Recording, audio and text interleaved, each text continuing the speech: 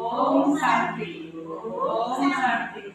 16/11/25 प्राप्त मुरली अव्यक्त बार्तारा पुनरावृत्ति 15/12/7 मधुबन। ସମୟର ମହତ୍ୱକୁ ଜାଣି କର୍ମର ଗହନ ଗତି ଉପରେ ଧ୍ୟାନ ଦେଇ ନଷ୍ଟ ମୋହା ହୋଇ ସଦା ପ୍ରସ୍ତୁତ ରୁହ।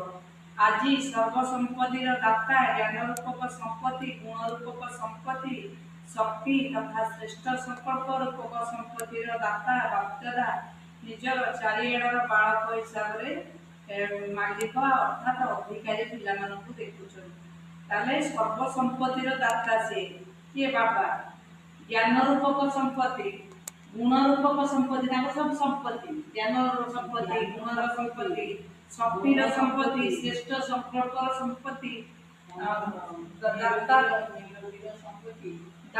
ଦାତା ବାପ୍ଦାଦା ନିଜର ଚାରିଆଡ଼ର ବାଳକ ହିସାବରେ ମାଲିକ ଅର୍ଥାତ୍ ଅଧିକାରୀ ପିଲାମାନଙ୍କୁ ଦେଖୁଛନ୍ତି। ଚାଳକ ସେଇଟା ବାଳକ ବାଳରେ ଅଖଣ୍ଡ ସମ୍ପତ୍ତିର ମାଲିକ ପିତା ନିଜର ସବୁ ପିଲାଙ୍କୁ ସର୍ବ ସମ୍ପତ୍ତିର ସମ୍ପନ୍ନ କରୁଛନ୍ତି।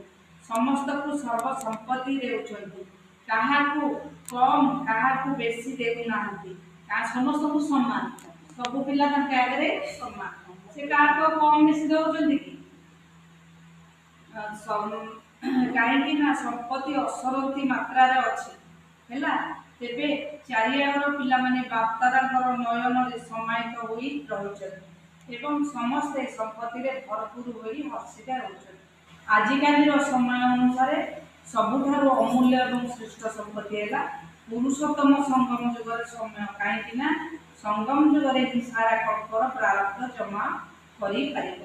ଏହି ଛୋଟିଆ ଯୁଗର ପ୍ରାପ୍ତି ଏବଂ ପ୍ରାରବ୍ଧ ଅନୁସାରେ ଗୋଟିଏ ସେକେଣ୍ଡରେ ମୂଲ୍ୟ ଗୋଟିଏ ବର୍ଷ ସହିତ